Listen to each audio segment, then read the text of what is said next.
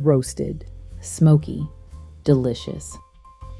Today we're making roasted cauliflower and chickpeas with smoky spices, garlic, and a bright, fresh finish. We're building flavor with cumin, smoked paprika, garlic, black pepper, fresh parsley, and lemon. Coat the cauliflower with olive oil, cumin, smoked paprika, and black pepper before roasting. Roast until the cauliflower is tender with deep, golden, caramelized edges.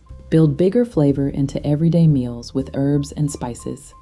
Get your Flavor First guide, link below. Soften the onion, add the garlic, then bloom a little cumin and smoked paprika for even more flavor. Add the chickpeas and let them pick up all that cumin, smoked paprika, and garlic flavor. Now add the roasted cauliflower and gently toss everything together, coating every bite with those warm, savory spices. Finish with fresh parsley and a squeeze of lemon to brighten all those warm, smoky flavors. Smoky, savory, and finished with a little brightness.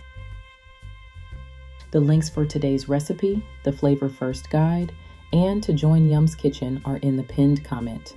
See you next time.